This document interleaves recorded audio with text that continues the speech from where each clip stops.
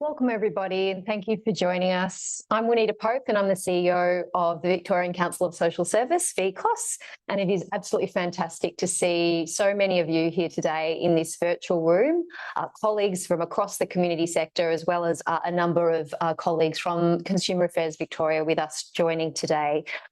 I would like to begin this session today by acknowledging that we are on unceded Aboriginal land. Here in the CBD, we're on the land of the Wurundjeri Wurrung people of the Kulin Nation, and I would like to pay my respects to elders and to extend that respect and acknowledgement to any First Nations people joining us today. It is, of course, this week Reconciliation Week. It was Sorry Day earlier in the week. And today, and this year's theme for Reconciliation Week is All In. And VCOSS, and I hope I can speak on behalf of all of you, are all in for reconciliation and for our shared journey to truth, treaty, reconciliation and justice for First Nations people, recognising, of course, that we are very, very, very privileged to work, live and play on the lands that have had Aboriginal people here for millennia and the oldest continuing culture in the world. It is a privilege to work alongside ACOs and First Nations people here at VCOSS. Just to recap our accessibility options for today's session, if you do require captioning, you can turn that on, the Show Captions button in your Zoom toolbar. So let's get stuck into it. Today's session is one of our regular Renters' Rights Rundown events, and it also marks the launch of our 5th Renting in Victoria report. Since 2021, Victoria has been driving an ambitious rental reform agenda. There's been so many changes right back in 2001 and several iterations after, with about a total of 250 overall to the Residential Tenancies Act over the past 5 years. That has seen an increased suite of consumer protections and renter protections across the landscape in Victoria. But we know as well that Victorians in practice are facing a combination of really challenging factors and pressures that threaten to undermine those strong legal protections in our RTA, Residential Tenancies Act, and the real-world implications and impacts of those laws and regulations is always a work in progress as well. So this report provides insights from 250 community sector workers who are on the front line of the housing crisis, supporting Victorians' most vulnerable renters. And today's session will highlight some of the key findings from that report and outline some of the policy, regulatory and the legislative changes that VCOSS believes will improve and enhance our system for renters over time to make sure that all renters get a fair go. I just want to take an opportunity to thank all of the practitioners and the frontline workers who contributed to the survey, which forms the basis of this research. It is your expertise, your advocacy, and your experience that breathe life into this work and is very much a bedrock of all that VCOSS does on behalf of the community sector. So thank you. We couldn't do this work without you. In a moment, I'd like to introduce Minister Ed Brooke, who's sitting beside me here, and we are absolutely delighted to have Minister Ed Brooke with us today to hear about his key priorities to advance Victoria Fairness agenda. Most relevantly to today's session, of course, Minister Ed Brooke is the newly appointed Minister for Consumer Affairs and Minister for Renters, Victoria's first Minister for Renters, as well as the Minister for Cost of Living, again a first for Victoria, and also for men and boys, again a first. So many, many exciting things to talk about with you, Minister, and we're so pleased to have you here with us today. After we hear from the Minister, we're going to take a deep dive into the report with VCOSS's Housing Policy Advisor, Ella Longhurst. There'll be an opportunity in that part of the session to ask your questions of Ella through the Q&A panel in your Zoom panel there online. And so without further ado, it is my great pleasure to warmly welcome the Honourable Minister Paul Edbrook and to welcome you here today. Thank you so much again for joining us.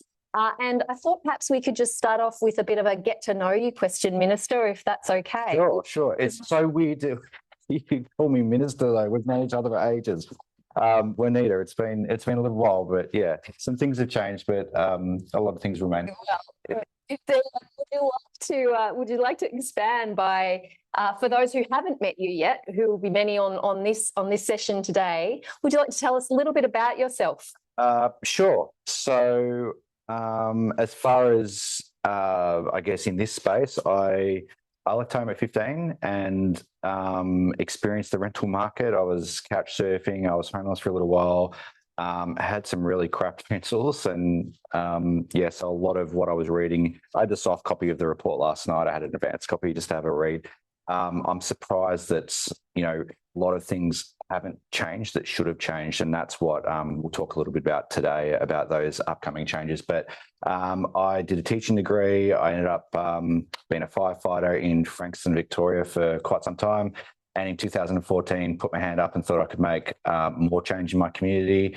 If you see my face, it's probably because I was in the paper a couple of years ago. I was in a plane crash and it made the headlines, and that was kind of exciting. Don't recommend it to anyone though.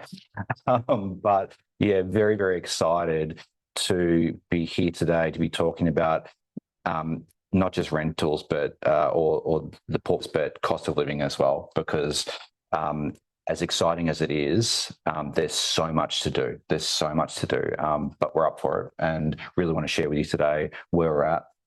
Thanks. And yeah, you're right. There's so many intersections between your policy areas and portfolios, and something we're keen to work with you on and hear about perhaps a little bit more today. Now, you have been tasked with the newly announced portfolio of renters. What's the significance, do you think, of the Premier establishing this dedicated portfolio? Can I thank you on the team first here today? And at the launch of the Renting in Victoria report, and also thank Ella for all their hard work. In answer to your question, I think the Premier didn't create a dedicated portfolio because it was a nice thing to do. It's because we actually needed to isolate and identify some of the issues that we can actually act on, which required its own portfolio in time and also in effort and space. I think the Premier created this portfolio because making and conditions for renters fairer and more affordable isn't something you achieve in just a single policy. Like, we can't just introduce a bill and rub our hands together and say it's done. It's got to be ongoing work. And I think the 150 reforms that have been introduced to Parliament over the last couple of years show that there is a willingness, like the government has the will to do that. And that's why we require a significant portion of government resources to go to this portfolio. It's also interesting to think about, the portfolios being a little bit broader than just consumer affairs as well, which is also, of course, one of your portfolios. But it seems to me that perhaps there's an opportunity to get some broader conversations happening, which we in the sector often like to talk about, which is that, housing is connected to wellbeing, is connected to early intervention and prevention. It's about, children growing up in a stable, safe, and secure home, and that then has flow-on of impacts for the rest of that person's life. So there's a whole kind of set of interconnect benefits and opportunities from thinking about renters in that broader space. Is that a part of what you'll be sort of exploring with the consumer affairs part of it, staying kind of as is, but also with this additional portfolio of renters? Yeah. I don't think of any of these portfolios in silos, and that includes even the men and boys portfolio in regards to renters, cost of living, or consumer affairs. Renting is the single biggest cost pressure for Victorians at the moment and Australians, and making it fairer directly eases cost of living pressures. Whether it's in the city here in Melbourne or in my electorate in Frankston, we have a line of people coming every day to our office talking about, how can we pay this bill? I've got a rental issue. And these are things that I think good governments act upon. And that's why we've split these portfolios to make sure that we are actually listening to the people at the coalface, which is also why it's so good to have this report where you've got, I think it was, you said 260 people contributing to this. These are all the people that a good government listens to about what we need to change and what we need. Thank you. Okay, and alongside your new portfolio of renters, obviously you've talked a little bit already about your other new portfolio of cost of living. VCOSS's Renting in Victoria report highlights those persistent interconnections between renting and economic stress. How do you see that playing out in your portfolio? So for the rest of the year, there's a lot of work to be done between those portfolios, whether it's in the rental space with the portable rental bond scheme, which is really exciting. And I know that, we're partnered with VCOSS and some other stakeholders about their ideas about it. But certainly there's legislation coming into Parliament this year to cap breaking lease costs and things like that. But it also intersects with some of the things that you might have seen on the news or on social media recently that kind of all to go together when you're sitting at the family table, like 20% off your rego, keeping an eye on fuel prices and having that cap locked in every day, free public transport, things like that. It's although some people might say, look, there's this one thing we can do. For me, it's about finding every little lever we can use, whether it's in the rental space, in the cost of living space, in the consumer affairs space, where we can make life better for people, make life easier for people. Fantastic, thank you. And it's interesting to reflect on that ambition in state government with the recent federal budget and the changes to negative gearing and capital gains tax, which have been welcomed by many, but also have raised concerns about further increases. And the Renting in Victoria, our Renting Victoria report identifies that rising rents are really a key driver of economic stress, and that many in our sector are calling for a fair rental increase formula, a way to kind of systematically ensure that rents don't hike beyond the means of the people who are, of course, renting. And is the government, keen to understand, is the government considering stronger mechanisms such as clearer limits or formulas, ensure that rental increases are fair and transparent and sustainable? Yeah, so we certainly understand that rent increases are the key driver of economic stress for a lot of people and a lot of families. As far as I've got an open mind and I'm happy to rattle any cage I need to rattle to make things fairer. There's mixed evidence on things like rental caps and whatnot. And the evidence I've seen across my desk is that, yes, there's some evidence that it has had a short-term positive effect overseas. And it's that what happens is people withdraw their rental supply. People are selling up their rentals, and in the long term, what that means is less rentals and rental price hikes. So that's the last thing we want to do. So any step that we need to take needs to not so much have a political kind of, we're doing this because it's popular. It needs to actually work, and it needs that evidence base to do it. Certainly, I've had many discussions with people quite recently about what we can do, and this has come up. But what we do know is, one, increase supply, get as many homes in the market as possible for people to rent, and do things like what you've seen recently, which is extending the notice period for rental increases from 60 to 90 days, expand the avenues for assistance for renters, limit the increases for rent increases to once every 12 months, things like that. If there is anything else we can do that, we are confident, 100% confident that it's not going to have an effect on renters in the long term, I'm here for it. I'm looking at it. Great. Well, we'll look forward to having more conversations with you about the sector's ideas for further strengthening the system. And we do recognise that the Victorian legislative reforms that have come through since 2021 are really nation leading. You know, on paper, they are amazing, strong protections in many respects. But we do also hear from our members and from frontline workers that many renters feel unable to exercise their rights in practice because there's a power dynamic. There's kind of forces at play beyond the letter of the law that make them reluctant to step up and ask for what they're entitled to. What do you see as key levers that the government might pursue to address those power imbalances and make sure that renters can assert their rights?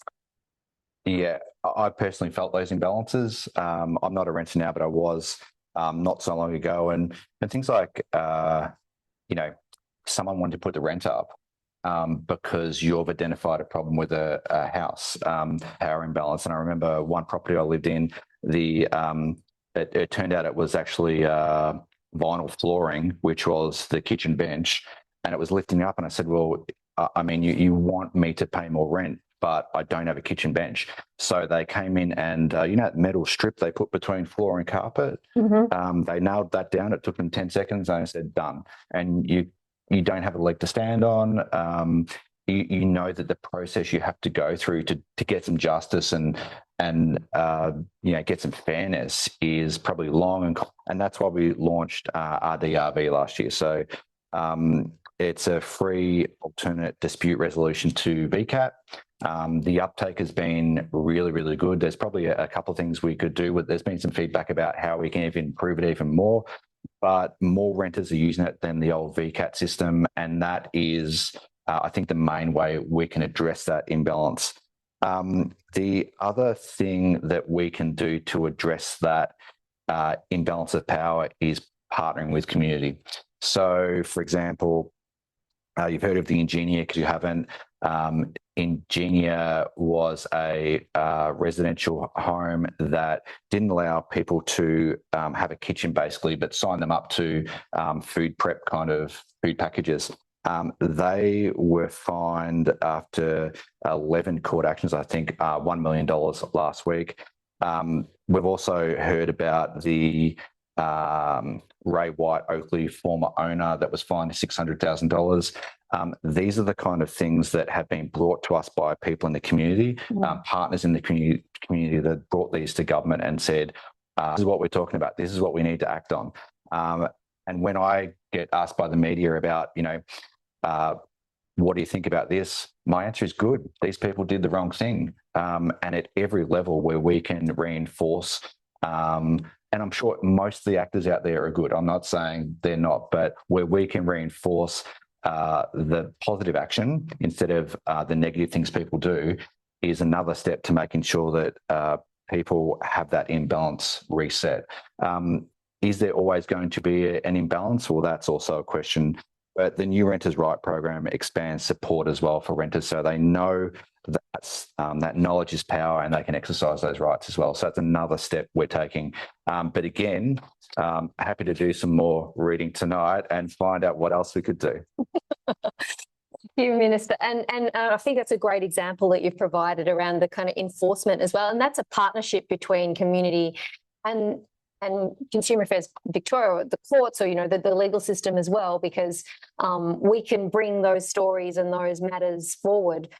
But it's also a partnership for government to want to take on those matters, to prosecute, to enforce, to have people on the ground, you know, at the condition of properties or at landlord or, you know, rental provider behaviour, and make sure that that is where it needs to be in accordance with the law in Victoria as it stands at the moment.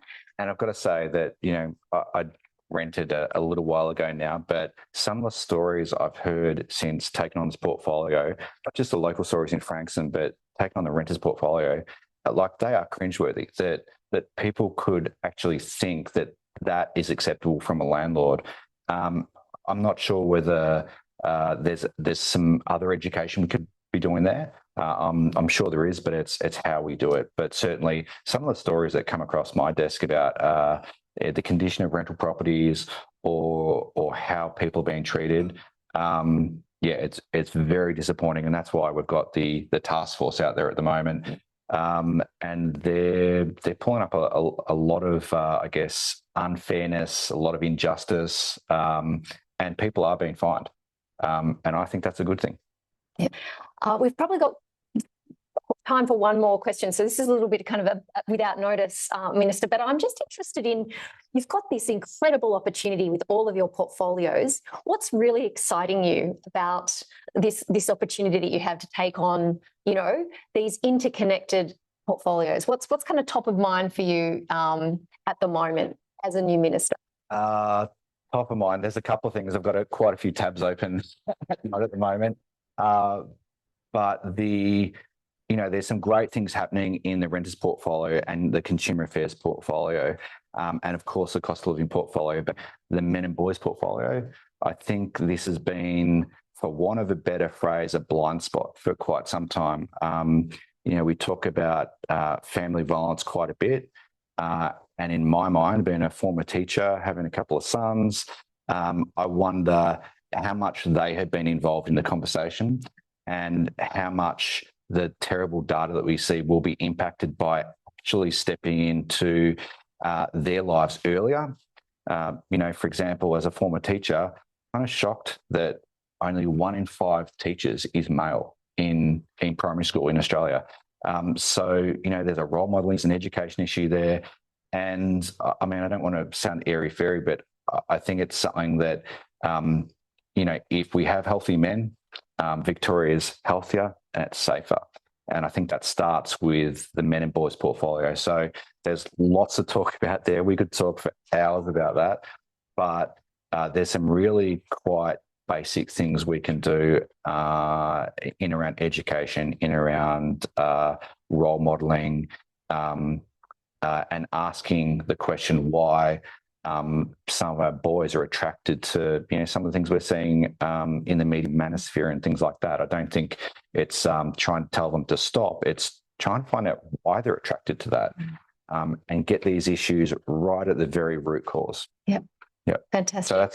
So that's what's really exciting about that portfolio. It's the first in the nation, and it means that the Premier's given me some confidence and given me the resources to actually have a real go, listen to the community, listen to the stakeholders, and get some change happening. Fantastic. Well, we look forward to hearing more from you, Minister, as you find your feet in that portfolio as well. And I know many on the call may be in that renter space, but so of the frontline workers and the organisations that are doing that rental work are also dealing with issues like family violence and like, child protection and kids as well. So we see every day the interconnections between making sure that those kids are, growing up well in stable accommodation and set up for a good life beyond that. And really, I'm loving what I'm hearing about early intervention and prevention being, getting in early and doing that work.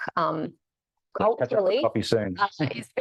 Music to our ears, and we look forward to hearing about what that looks like in practice for you and the Victorian government moving forward in this year. Thank you so much for being with us today. It has been an absolute pleasure to spend some time with you, and I'm sure everyone on the session today has appreciated hearing from you as well. So early as well in your new portfolio. So we very much look forward to continuing to work with you to create a fairer and safer rental system in Victoria. And to explore the intersections we've talked about between your various portfolios. Thanks, Manetta. Thank you so much for the invite. And can I steal one of these? You certainly can. Thanks very much. There for you. Now, in a minute, I'm going to invite Ella Longhurst to take us through the next portion of this webinar. And Ella, as I mentioned, VCOSS's Housing Policy Advisor, and they'll be leading us through some of the detail of the report and the design process, the survey process as well. That has got us to this conclusion. So for now, you'll just see a short holding screen. We'll do a quick transition and then we'll be back with you very shortly. Thanks for your patience.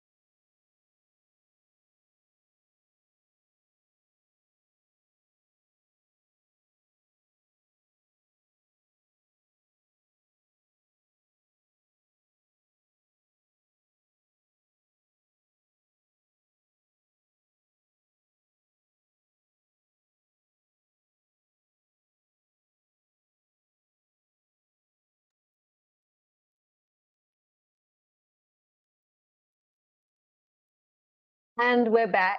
Thank you so much for your patience. And it is now my great pleasure to hand over to Ella Longhurst to introduce VCOSS's Renting in Victoria 2026 report, to take us through the process and the conclusions. And we will, after Ella has spoken, open up for questions. So please feel free from now on to load your questions into the Q&A panel on your Zoom screen. And just a note, if you do want to put in a question, please ensure that your questions don't identify a specific client or a case. And we invite you to seek legal advice or practice advice if you have a particular matter that you need help with. So without further ado, over to you. Thanks so much, Vanita. Hi, everyone. It is an pleasure to be joining you this morning. For those who don't know me, I'm Ella Longhurst and I'm the Housing and Justice Policy Advisor at VCOSS and the primary author of the Renting in Victoria in 2026 report. I'll be stepping through some of the key findings and recommendations today. Just on to the next slide, please, Amy. I would also like to do an acknowledgement. So I would like to acknowledge I'm dialing in from unceded Aboriginal land on the lands of the Wurundjeri Woiwurrung people of the Kulin Nation, and pay my respects to elders past and present, and acknowledge that this always was and always will be Aboriginal land. I'd like to acknowledge that the release of the Europe Justice Transformation Report provides a robust account of the continuing systemic marginalisation that First Nations people experience in the housing system, and that the full implementation of those housing recommendations are vital to improving housing outcomes for First Nations people here in Victoria. Next slide, please. So to do some quick scene setting, this is VCOSS's 5th Renting in Victoria report, and there has been a suite of changes to the RTA since 2021. And we've seen increased protections for renters across an array of rental protections, including limiting rent increases to annually, family violence victim survivor protection, changes to bonds and no-fault evictions. And in many areas, Victoria's Residential Tenancies Act is nation leading. However, our report highlights that a combination of factors, including scarce social housing supply, low government income support payments, and high rents, is creating a pressure cooker for low-income renters trying to afford a roof over their head and cover the essentials. And it is these exact conditions that are putting significant pressure on Victoria's ambitious rental reform agenda. So as Vanita already flagged, that this report is informed through the findings we gathered from the Renting in Victoria survey. And I would also take a minute to thank everyone on this call who participated in the survey. That really is the bedrock of our advocacy and all the work we do at VCOSS. And it is your findings and technical expertise which enabled the report to be developed. And the rationale behind the development of both the survey and the report is that due to the cross-cutting nature of housing, we really see social and community practitioners working across the whole sector at the front line of Victoria's housing crisis. And this report provides a holistic bird's eye view into how renters are faring and the critical solutions we need to create a fairer and safer rental market. So we received 247 responses from social and community practitioners working across Victoria and working across all forms of different social supports, including family violence, disability advocacy, tenancy advocacy, specialist homelessness, emergency relief, and many, many more. And we collected insights from practitioners supporting both social housing renters and also renters in the private rental market.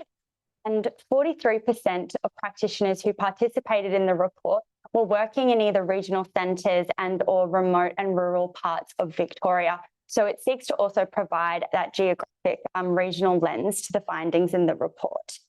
So in this presentation, I'm going to go through some of our key insights and findings across areas, including affordability, minimum standards, dispute resolution, and also discussing power imbalances as well. So let's get into it. Next slide, please. So this will come as no surprise, and Minister Ebrook and Juanita already had a discussion around affordability, but housing options for low-income renters are becoming exceptionally limited. reflecting the ongoing severity of Victoria's rental affordability crisis. Almost 70% of respondents identified finding a rental home as the key issue, and followed by supporting renters with financial issues and hardship. Findings indicate that a combination of low social housing supply, unaffordable rents, and an inequitable housing market is driving low-income renters to a breaking point, with rent increases being identified as a key driver of housing stress, with almost 70% of practitioners providing support to renters on rent increases, either all the time or most of the time. And increasing the supply of social housing was the #1 recommendation from the sector in how we can create a fairer rental market. Next slide, please. So what are we recommending when it comes to affordability? As the findings of this report make clear, without the chronic undersupply of social housing is a foundational issue. And without increasing supply of social housing, reforms to rights, dispute resolutions, and regulation will not wholly address this structural problem.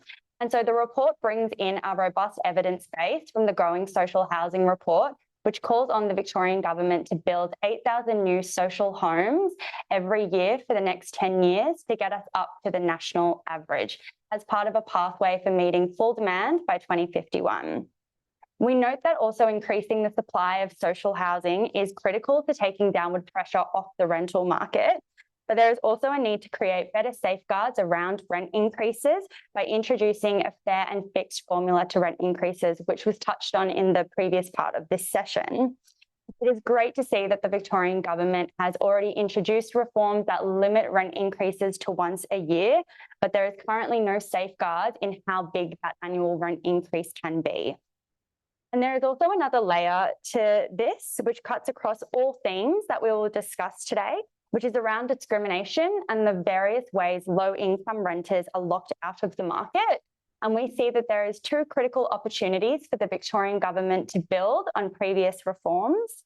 Firstly, ensuring that the mandatory training that real estate agents undertake is sector-led training, and that also includes training on trauma-informed practice and also family violence as well.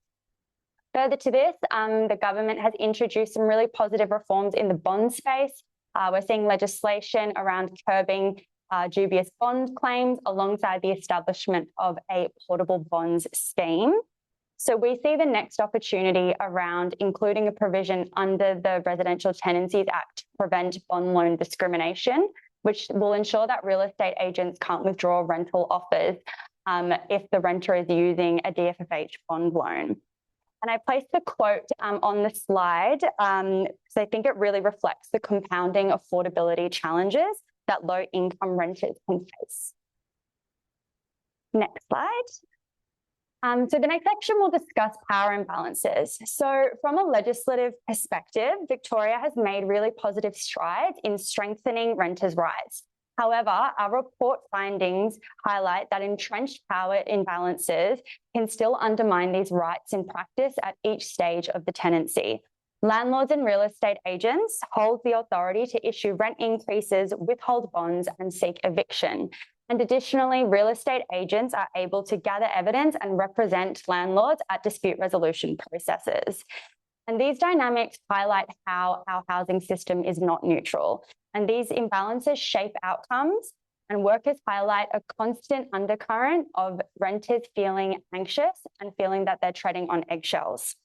So this report outlines multiple examples of how these power imbalances play out in the rental market, with a couple of examples including receiving invalid notices to vacate, but feeling too intimidated to raise them through dispute resolution out of fear of being put on a tenancy blacklist, or hesitancy to raise issues due to fears of backlash, including receiving a rent increase or a bad rental reference or an eviction notice.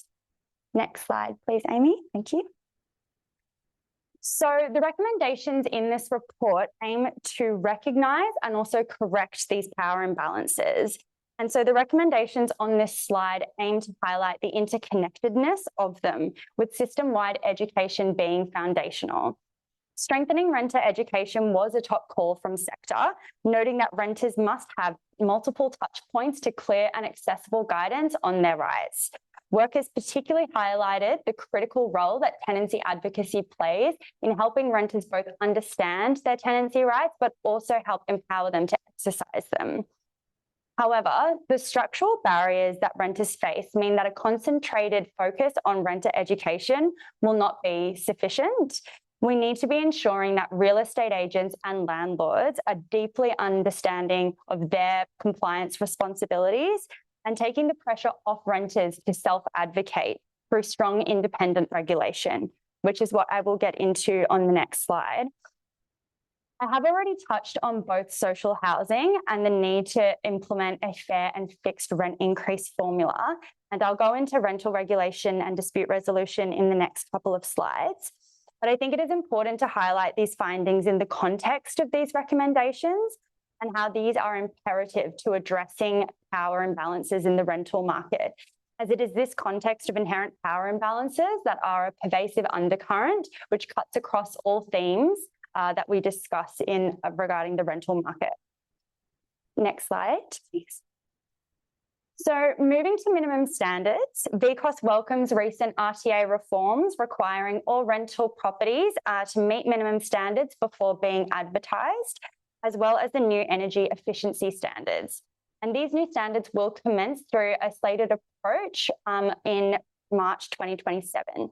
Making this year a really timely opportunity to ensure a clear understanding of the standards for workers. And data indicates that current awareness of the standards is low, with 70% of participants unaware or unsure about these new reforms. At a more imperative level, workers overwhelmingly report that stronger compliance measures and enforcement of minimum standards is required to address limitations and maximise their impact for vulnerable renters. The top issue workers raised regarding minimum standards was the significant barriers that renters face when trying to report non-compliance, which Juanita, you touched on in the previous session as well. And for example, these power imbalances or barriers that renters are facing relate to not being able to raise issues regarding non-compliance and fears of receiving rent increases or notices to vacate. And I thought the quote on the slide encapsulated this discussion really perfectly. I'll just quickly read it out. So we need better oversight and compliance methods which put the onus and responsibility of safe and secure housing on rental providers and landlords, rather than individuals having to raise complaints and go through lengthy processes, often putting them in additional financial and mental stress. And I think what this tells us is that while Victoria's minimum standards are great on paper, there is significant work to do on the enforcement side to ensure that all renters stand to benefit from these standards. Next slide. So our key set of recommendations when it comes to minimum standards is identifying the opportunities to better empower and resource Consumer Affairs Victoria in its role as regulator. And this approach seeks to better recognise and correct power imbalances between landlord and renter, as well as strengthening coordination between Consumer Affairs Victoria and the new rental dispute resolution body and also VCAT, as well as improving statewide data and oversight of the rental market. So from a regulatory perspective, HAV's present approach to regulatory compliance is set out in a single policy, which covers all its various responsibilities, including residential tenancies, consumer disputes, and licensing and registration. And so the findings in this report highlight how this homogenised approach is not sufficiently effective and really drives home the need for a separate fit-for-purpose approach to rental regulation, which responds to the distinct barriers and pressures that renters face. And as a start, VCOSS backs in recommendations put forward by sector experts, including Tenants Victoria, which call for a reorientation away from a narrow focus on risk and towards overall market health. So part of this would look at opportunities to scale up the rental task force, which Minister Ed Brooke spoke about, and increase the use of infringement notices. And we also see value in establishing a centralised platform of rental properties to assist in providing CAV real-time intelligence on minimum standards compliance to support independent audits and also spot checks. Next slide. So the next area I'm going to touch on is around the compounding barriers that marginalised renters face. I want to highlight that the report goes into some specific examples of marginalisation in more detail, but it by no means covers all forms of marginalisation that renters are subjected to in the rental market. But I wanted to quickly touch on some of the key insights which came through the data. So firstly, family violence victim survivors remains the largest cohort that respondents were supporting, with higher rates of support in regional centres. The Victorian government has made some positive reforms under the Residential Tenancies Act in 2021, which gave increased protections to family violence victim survivors. And VCOSS has released a report specifically on family violence and renting. So I believe there'll be a link in the chat to that report. However, respondents highlight that there are some persistent barriers that victim survivors face in the rental market, including stigma and judgment from real estate agents, not receiving timely responses to have cameras or new locks installed, and also sourcing affordable rentals.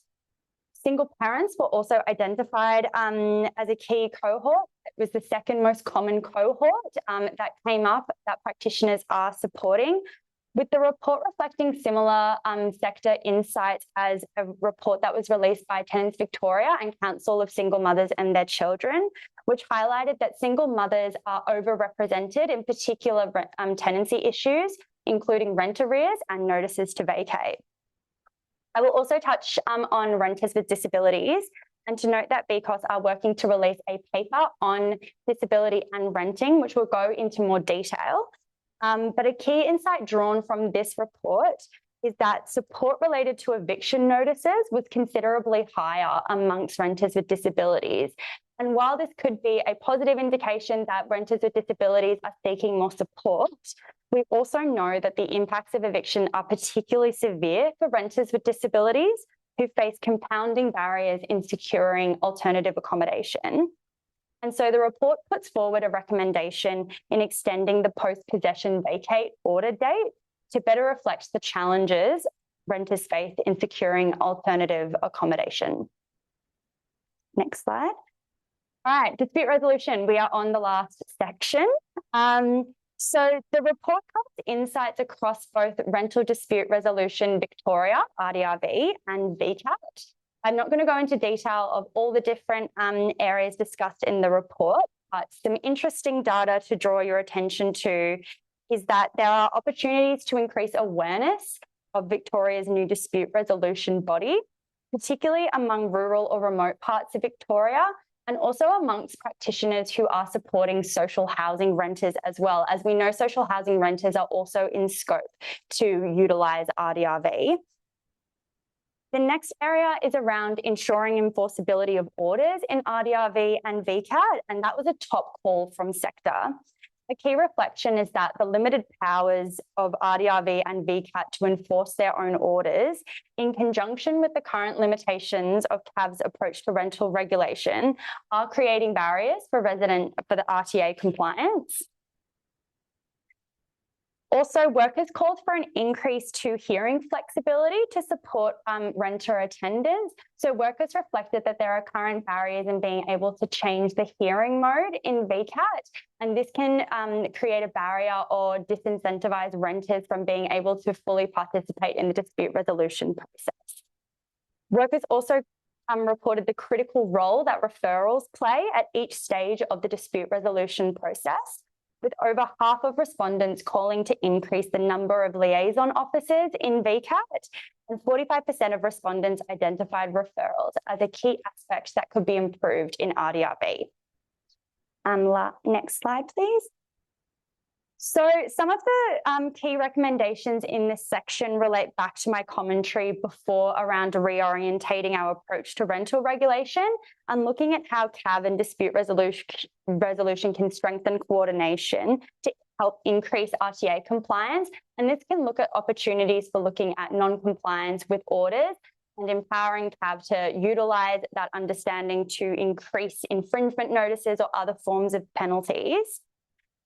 Other recommendations we looked at is opportunities to increase RDRV awareness across the sector and strengthen approaches to referrals and hearing flexibility. We know that critical and important work is underway in the referral space, and that partnership with the sector and lived experience will be critical in ensuring renters are adequately supported during both in the dispute resolution process, but also what are the other types of support after the dispute resolution process, whether that is legal or other non-legal social and community sector supports. Next slide. So next steps from here, the report will be launched and sent in the chat. And this presentation really only skimmed the surface of the findings and recommendations that VCOSS is putting forward in this report. So please have a read, get in touch. If you have any questions, would love to hear from you. And this report really is a synthesis of all of your expertise. And I see this as a statewide evidence base for the sector to use. And I hope it is especially valuable in the context of an election year. So thank you again. And I'm going to throw back to Juanita for some questions. Thank you so much, Ella. That was a fantastic summary of the report. And as Ella has said, this is a document that's now available for everyone to use. So sector colleagues on the call, dig into it, use the data, use the stats and the evidence base for your own advocacy as well. And you can be assured that VCOSS will also use this data and this report and the great work that Ella and others have done to synthesise your expertise and your insights in bringing this report together. We do have a few minutes for questions. Please continue to pop your questions in the Q&A box at the bottom of the screen, and we can